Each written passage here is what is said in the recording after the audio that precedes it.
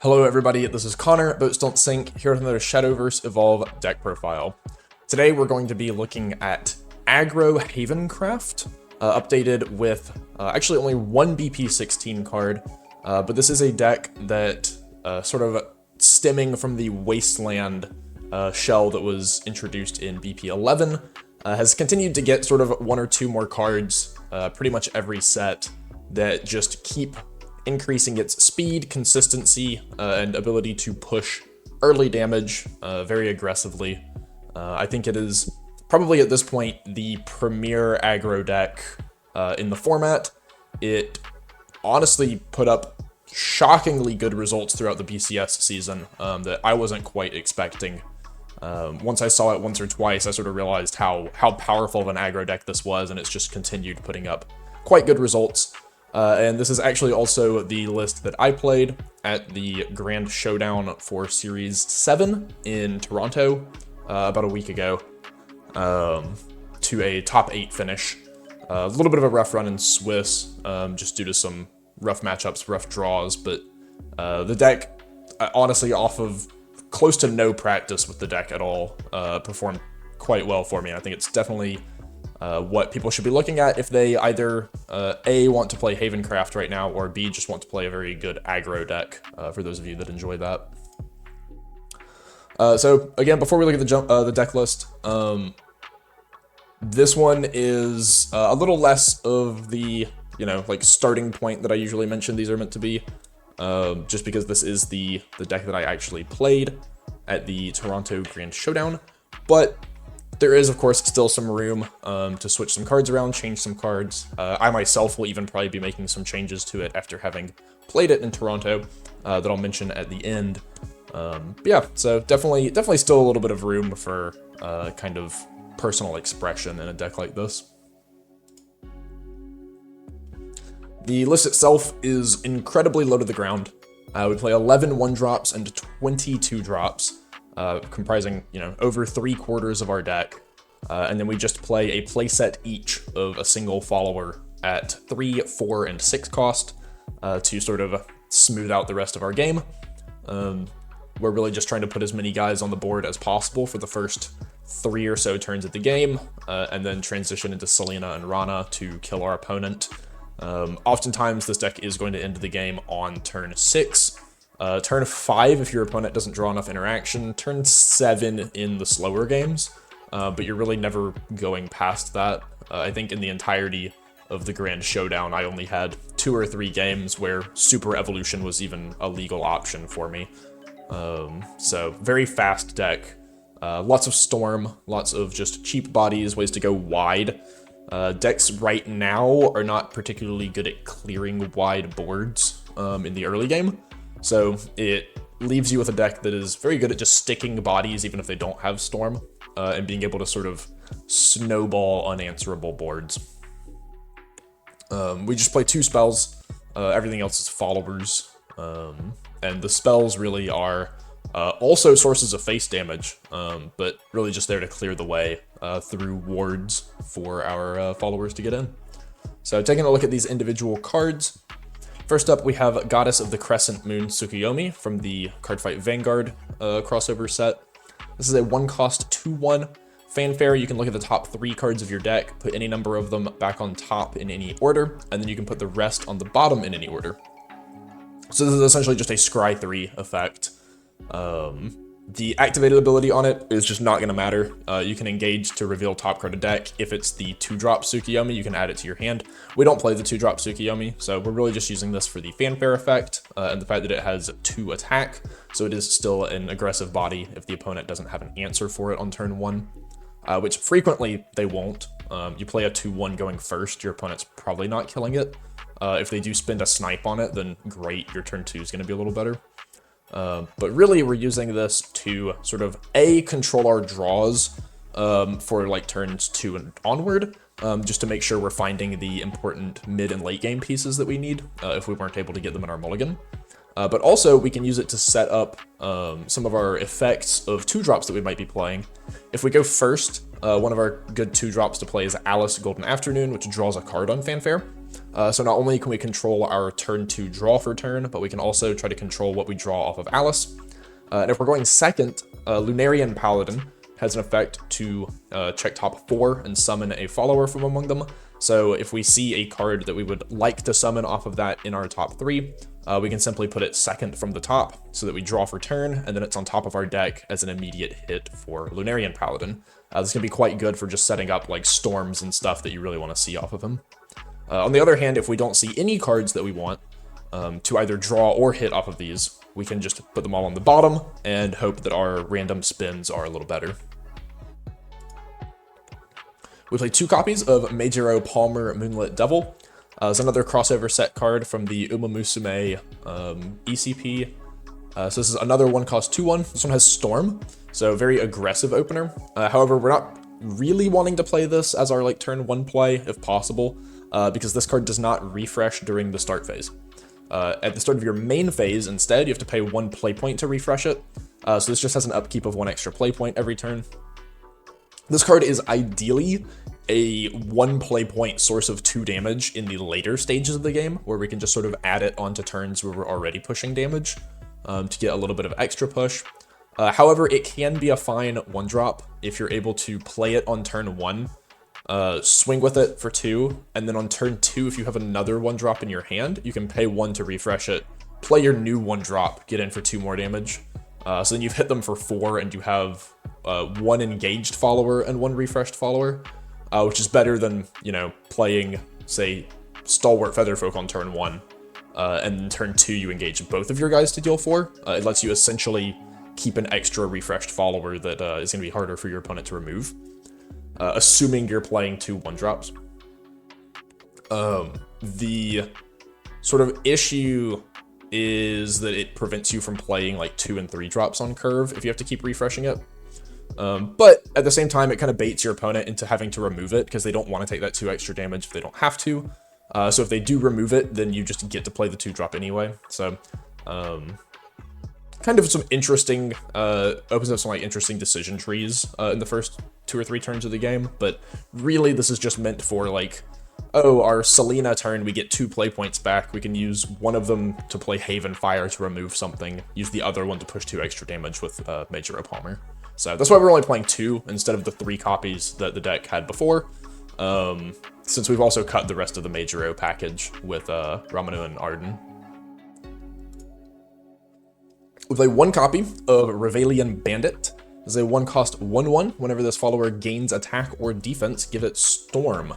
Meant to synergize with like the Bullet Bikes and Dutiful Steeds and stuff like that. However, we don't really make a ton of those in this deck, so it's not super consistent that we can pump stats on this until we get to the later stages of the game. This card is a 1-of, is essentially just meant to be a target for Rana on turn 6 going second, 7 going first, as an additional play alongside Selena. It can, on the turns that we can evolve it, well, really on the turns that we can super evolve it, is what matters. It pushes more damage than a Revolver Eagle, so it just gives us a little bit of extra reach. It's also a decent super evo target if we draw it. For 1 play point, it evolves into a 2/2. On evolve, select an enemy follower on the field, and if there are at least 2 mount cards on your field and or in your EX area, deal it 2 damage. The mounts we can make are the Bullet Bike and Dutiful Steed. Again, not super likely we're going to have 2 of these until Rana comes down and makes 1 herself. By that point, we'll probably already have at least 1 in EX area from something.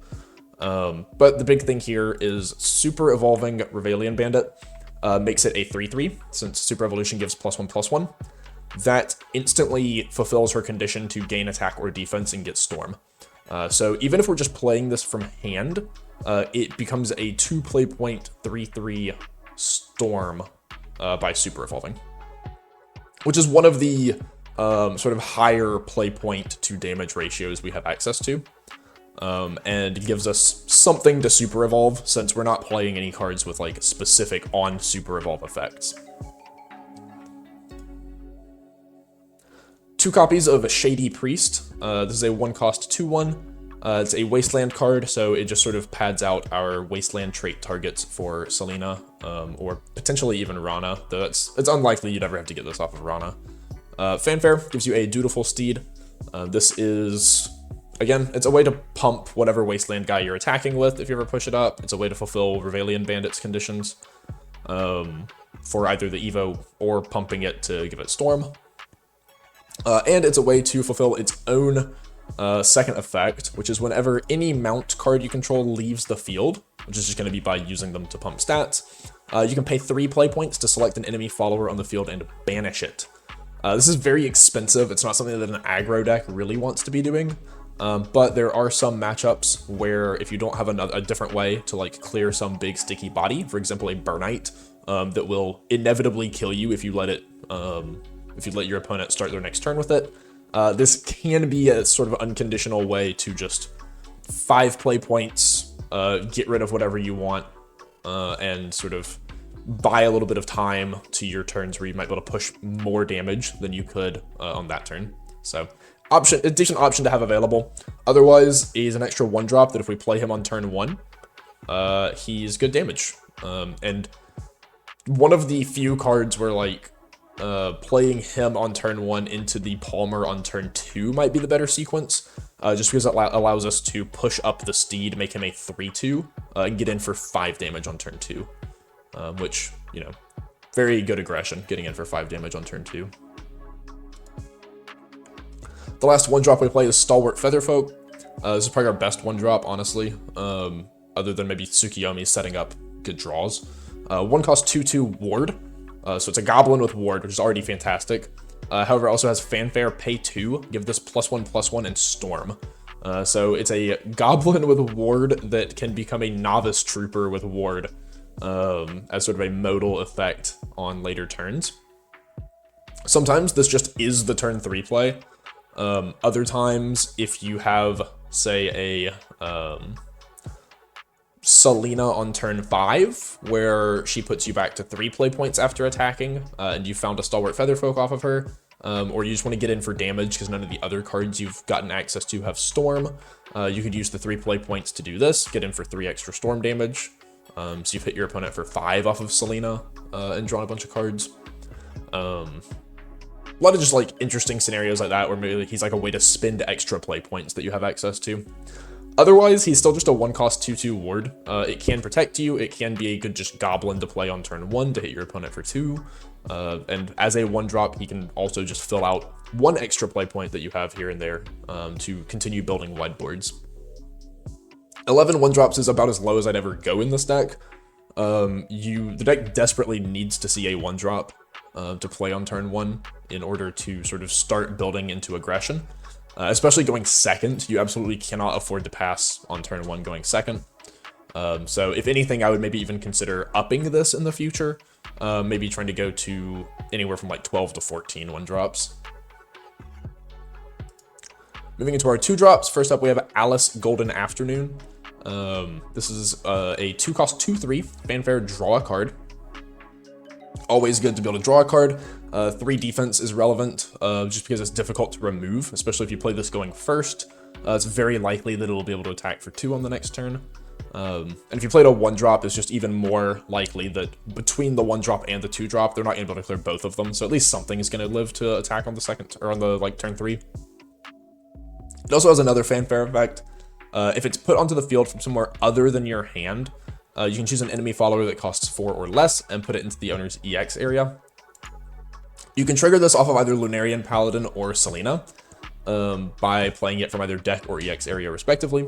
However, this effect is not super powerful. A lot of things that you could push back have good enough fanfares that your opponent pushing them up again is just not great for you.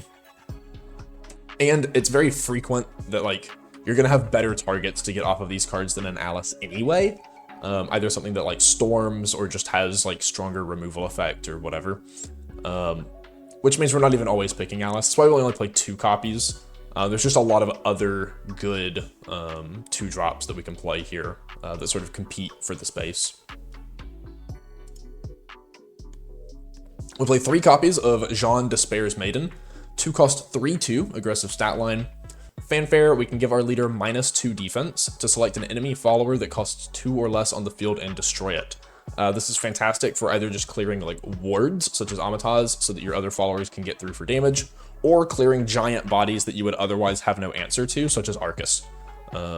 I think Arcus specifically is just a really important card to have an answer to prevent Abyss from sort of snowballing and running away with like their setup. Jeanne's a great way to just sort of, the 2 defense at that point just doesn't matter. So popping Arcus can set your opponent behind pretty hard. The other big thing about Jeanne is that she is a kill on sight for your opponent.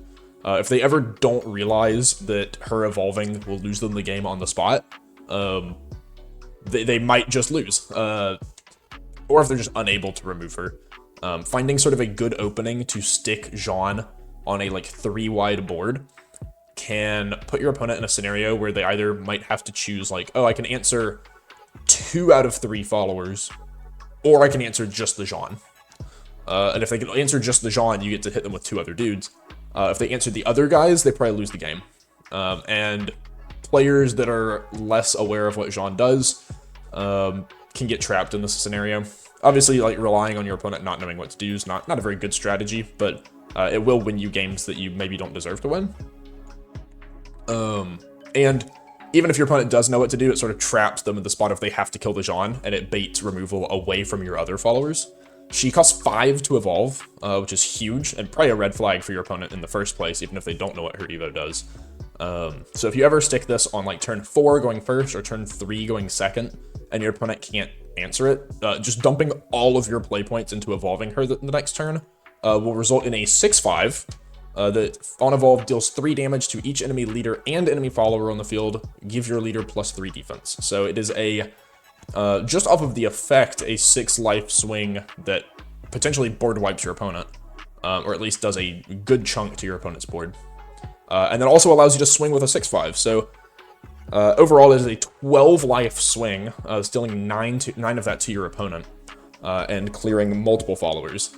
It is usually enough to just win the game on the spot. Your opponent will be so far behind that like you have a bunch of free reign to do whatever, if it doesn't kill them outright.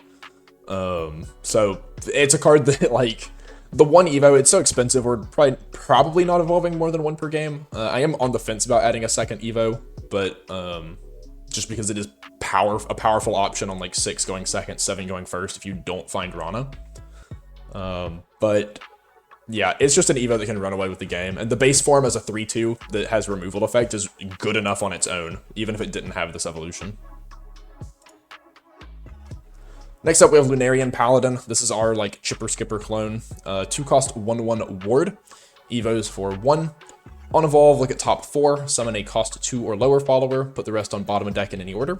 If you summon a follower with ward, give your leader +2 defense.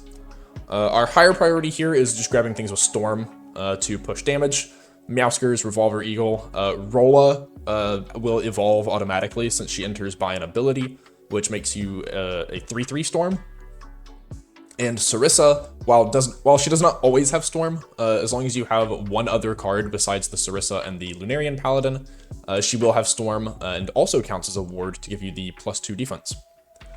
Secondary to getting a Storm, we can just go for something that has ward. Getting another Lunarian Paladin is interesting, because it sort of also baits removal, or else you just get a free card on the next turn by evolving it. Sarissa, again, ward that gets Storm.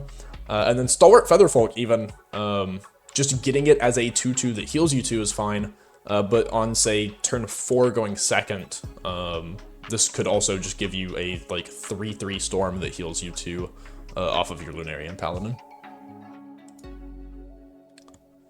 Meowskers is a 2 cost 1/3 Storm. Strike, select an enemy leader or enemy follower on the field, and deal it 1 damage. So this essentially makes him a 2 cost 2/3 Storm, which is great stat line if you just put the 1 damage into your opponent's face. 3 is difficult to remove, similar to Alice's scenario. So giving us 4 different 3 defense followers that we could potentially play on turn 2 going first. Wonderful. However, if you need to, you can also choose to just hit your opponent's face for 1 and put the 1 extra damage into a follower, which can be very good against like aggro mirrors, where you sort of keep them off board while still pushing them a little bit, and Meowskers will be difficult for them to remove. It can also just be good against like various 1 defense followers you don't want sticking around. Things like Sekka, if you're scared they might play Resolve with a 9-tailed Fox, Coming up soon with set 17, especially things like assembly droids that are going to help fulfill board conditions for your opponent. It's an easy way to sort of start clearing those off. We play 3 copies of Revolver Eagle, 2 cost 2/1 Storm. This one is Wasteland trait, so helps our total number of those. Fanfare, put a Bullet Bike token into your EX area. These will... Oftentimes, you're spending so many play points on followers that these will just pile up in your EX area. You can't really do a whole lot with them. But eventually, you will find a turn in the later stages of the game where you just have like 2 extra play points to push them up and get 2 extra damage off of them. And then activated ability, you can pay 6 to give him +4/+4. It is so unlikely that is ever worth it. Like 6 play points could be a Rana or like a Selena and something else, which will almost always represent more than 4 damage.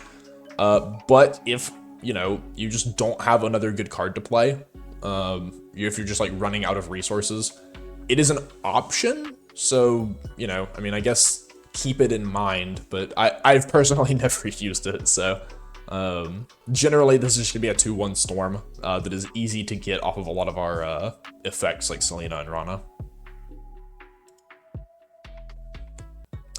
3 copies of Rolla Inferno Dragoon. This is a 2 cost 2/2 Fanfare. Put a Repair Mode token into your EX area. Thank you, Machina cards. If this was put onto the field by an ability, evolve it. The abilities we have that can put this into play are Lunarian Paladin and Jeanne, Beacon of Salvation. Notably, Selena will not trigger this since she puts it into EX area first, and then you have to play it normally from EX area. If you don't get her off an ability, you'll have to pay 2 to be able to evolve her. The evolved form is a 3/3. You choose to either deal damage to an enemy follower equal to the number of Machina followers on your field, which I promise you will only ever be 1. Or you can give her Storm. So you're basically always giving her Storm. Getting in for 3 extra damage. Makes her very powerful to hit off of Lunarian Paladin, because it means your turn 2 going second. You make a 2/2 and a 3/3 Storm. Plus whatever your 1-drop was. So you're potentially hitting your opponent for 5 on turn 2 with 3 bodies in play. Which is, you know, just puts your opponent really far behind. That's like nigh impossible to answer in a single turn. Without like really good draws. And even if they get the good draws, you've already gotten to attack with most things. My issue with this card, and it is one of the cards I'm considering cutting down on, is that it does kind of clog your hand sometimes if you don't find the 3-drop Jeanne.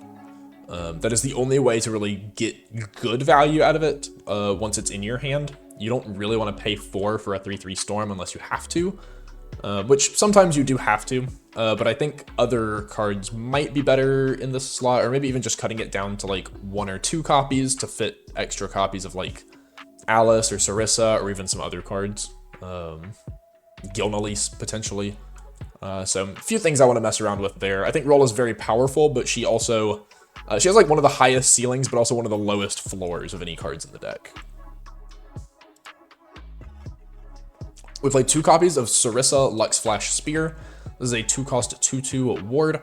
As long as there are at least 3 cards on your field, this has Storm.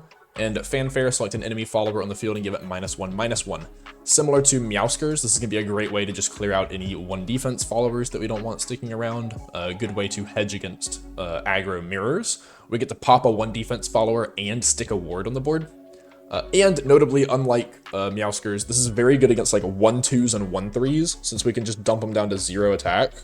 And even though they're still on board, they're just sitting there kind of clogging the opponent's board until they find something to do with them. It is also worth noting that for the Storm condition, it just requires 3 cards, not 3 followers, so Bullet Bikes and Dutiful Steeds can act as like permanent enablers for this condition. The last 2-drop we play is our only spell, Haven Fire. This is select an enemy follower on the field, deal it 4 damage. If there's a Wasteland card in your EX area, deal 1 damage to its leader. This card does also cost 1 less to play if you have Selena on your field, which makes it a very good like 1-cost removal spell, especially since Selena can find it off of her own top 4 check. So really good just for like clearing wards if we're trying to get rid of something so we can start pushing damage through and don't want to have to like trade a follower into it. Also the chip damage 1 like can matter, it can make numbers quite good. If you have a Wasteland card in your EX area, generally it's either going to be a Bullet Bike or Dutiful Steed from Shady Priest or Revolver Eagle. But it could just also be some other card you got off of your Selena top 4 check, such as a like Revolver Eagle again, or if you hit like an extra Selena or Rana off of your check, playing like a Haven Fire from hand could see that as your Wasteland card to get the 1 damage. You're not always going to get it, and you shouldn't like hold the removal spell until you're able to get it. The important part is clearing a 4 defense follower, either just A, to keep your life safe, or B, to clear wards to push your opponent harder. Moving into our only 3-drop, we have Jeanne, Beacon of Salvation. Fanfare lets us draw a card, which is just good anyway. And then if there are at least 2 followers with a Jeanne in their name in your cemetery, give this +1/+1 and Storm. So we currently only play Jeanne Despair's Maiden and Jeanne Beacon of Salvation. Previous iterations of this deck played the 4-cost Jeanne from BP01. However, I think that's a little too slow now. We really just want to be going faster, getting in for extra damage. Since we only need 2 in cemetery, 6 total Jeannes is generally fine to get that in like the late game 3-drop Jeanne with Storm. So it makes her a 3/4 Storm for 3 that draws you a card, which is quite good on its own. However, she does also evolve for 1 into a 3/4 or 4/5 if you got the Fanfare condition. On evolve, you may summon a Havencraft follower that costs 2 or less from your hand. Generally, we want to summon a Storm. This is also our one way to get value out of Rolas that we've drawn to hand. Putting these in, just gives us not only the 4 potential Storm damage from Jeanne if we met condition, but also anywhere from 2 to 4 extra Storm damage off of what we summon.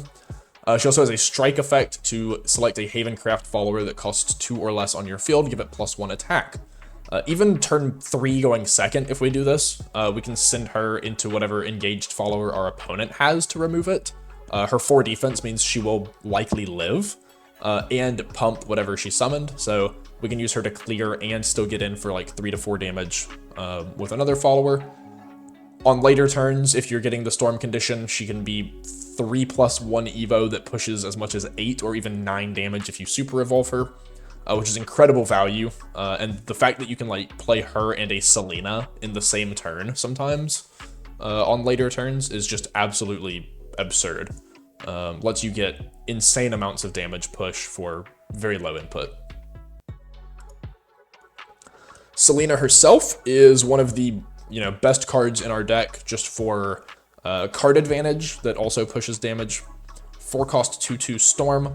Fanfare, look at the top 4 cards of your deck. From among them, you may put up to 1 Wasteland card and up to 1 follower that costs 2 or less into your EX area. Put the rest on the bottom of your deck in any order. Our potential Wasteland targets, we have 6 different cards, though it only makes up, 9, 10, 11, 12, 13, 14 cards in our deck, so about a third of our deck, minus the 1 Selena that we are currently playing, are legal targets for this. So you're not always going to hit on this part, but you will hit it like somewhat often. It's really just an extra bonus card if you do hit it. The important part here is that it allows us to A, grab Haven Fire alongside a follower if we need the removal. B, it allows us to dig for extra copies of Selena or Rana, so that even though we're doing like the Selena turn we're currently in, it digs for extra follow-up turns so we can continue pressuring our opponent and not like run out of resources that way. You do have to be careful, depending on what your hand looks like. Grabbing Selena off of this may not be correct.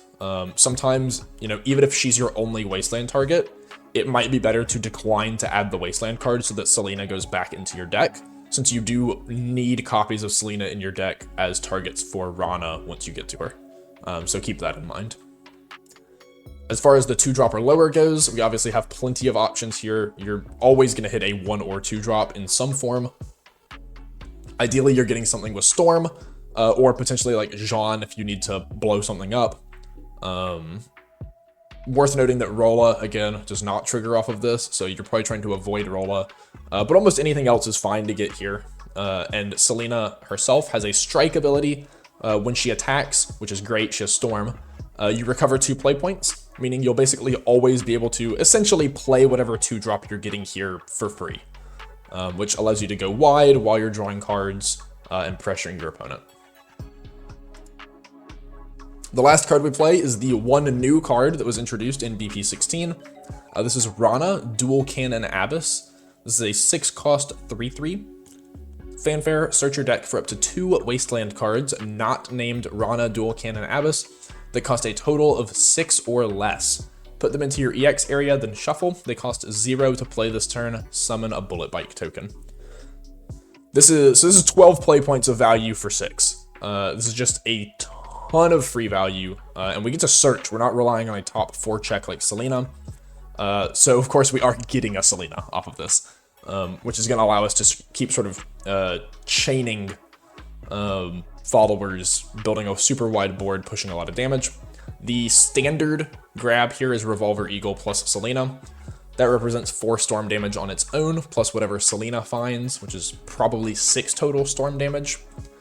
If you need to clear a ward before you start pushing stuff through, you can instead grab Havenfire, which if you play the Havenfire before pushing Selena up from EX area, it costs 0 anyway because of Rana, and it will see the Selena as a Wasteland card in your EX area, so it will always deal the 1 damage if you're getting it off of Rana.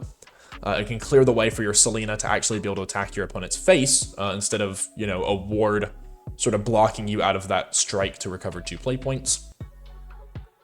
Or on turns where you have Evolution, or specifically Super Evolution available, you can actually opt for Revalian Bandit over Revolver Eagle here, since Super Evolving her will give you a 3/3, as opposed to the 2/1 stat line of the Revolver Eagle. Rana does also make a Bullet Bike as part of this effect, which is essentially just +1 extra damage somewhere. So very easy to reach, like, it's 5 damage just off of what she grabs at least. Up to like 7, 8, even 9 damage. Whatever Selena finds can push that even further, or if you just have Bullet Bikes and Dutiful Steeds sitting in your EX area throughout the game, this could be a decent point where Selena's play points are used to push those up and pump whatever second follower you got off of the Rana. So this is very often just our play that finishes the game out on turn 6.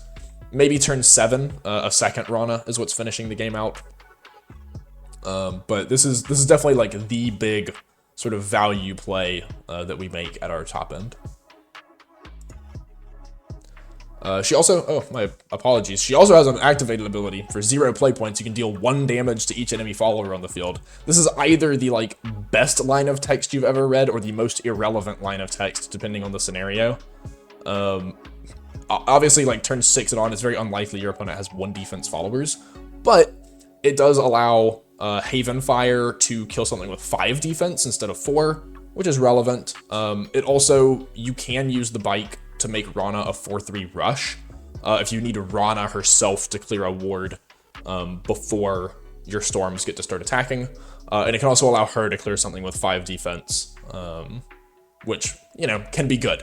5 defense wards are essentially just going to be an Arcus that had a personnel carrier put on it, or a super evolved Mukon that had a personnel carrier put on it, off the top of my head. But both of those are very important to deal with, and this allows you to do that through either Havenfire or Rana, so keep that in mind. Looking at the deck as a whole, really good deck, really fast, really aggressive, a honestly like shockingly large number of games. You will just put so many bodies into play in the first 3 turns of the game that your opponent can never stabilize, and you'll win by turn 5 or 6. Other games, you're gonna have to fight for it more if they open like good 2+1 removals and can start like trading multiple into multiple of your guys. But with cards like Selena and Rana to sort of refuel you into the late game, like, you can still push through on those. It's just going to take you a little longer. Obviously, the pros of the deck, as I said, you go wide very quickly. You can snowball very easily. You have a lot of cheap sources of storm damage, all the way down to 1 play point, 2 storm damage off of Mejiro Palmer. And as I said, like, Jeanne for 3+1 can represent as much as like 9 damage into the late game. So you always have like very good push. and the top end is very self-sufficient, and it can refuel your resources. As long as you have like a copy of Rana in your hand, that is like an entire just board out of one card. Similar with Selena in the mid game. Like there's just one card in hand that is going to give you a board and potentially dig you for plays on the next turn. So as long as you can sort of find the first copy of those cards and make it to that point, they will keep sort of chaining together and getting you good plays. The cons of the deck, you do have a sort of finite damage cap. Extreme healing will lock you out of the game. You really can only get value out of as many Ranas as you have Selenas left in your deck, which if you're playing Selena on like turn 4 or 5, that is going to limit the number that are remaining for your Ranas. Once you sort of run out of Ranas and Selenas, you're kind of running on fumes for how much extra damage you still have left to push out. You're kind of just relying on Jeanne at that point, which is a card that needs, you know, something to summon that's also good.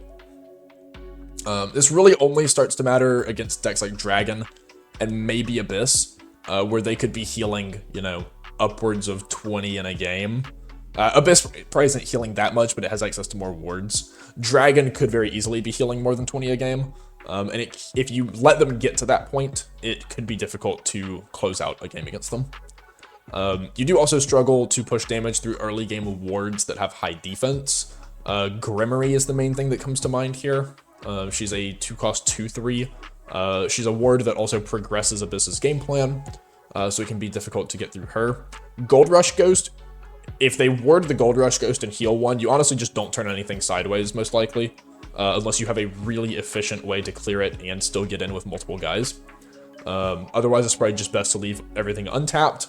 They probably can't answer a lot of untapped bodies on the next turn, and the Gold Rush Ghost will die on its own.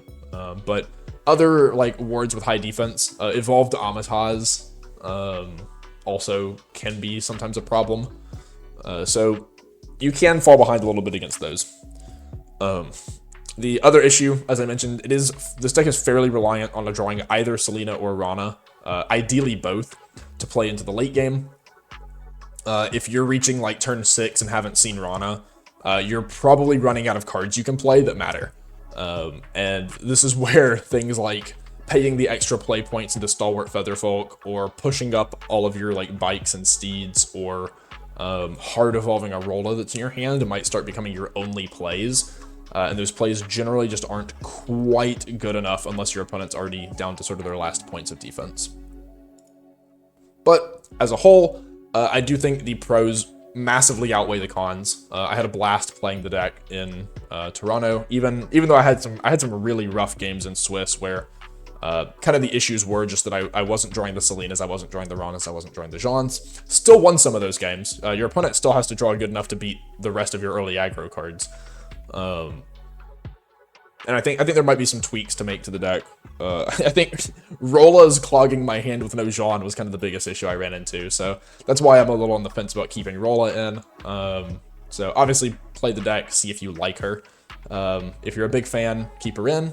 If not, I'm looking at a handful of other options. I haven't had a chance to test any yet, but like Metamorphosis, Ariel, Gilnelise, all sort of things that are on the list to test here. Thank you for watching. As always, this is a deck I really enjoyed. I think you should play it. It's honestly a deck I'm considering for Worlds in a few weeks, assuming I want to stick with an aggro deck. As I said, I do think this is the best aggro deck in the format right now. If you're a fan of aggro decks, give it a try. Let me know what you think.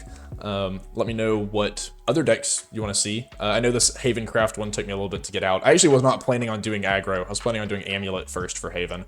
But A, couldn't come up with a good list. B, Grand Showdown kind of got in the way of me, you know, being at home to make videos, and I ended up playing this. So here we are, me posting this. But we'll start getting into some second deck archetypes for each class throughout the next couple weeks, leading up to ECP02. But yeah, thanks for watching. We'll see you next time.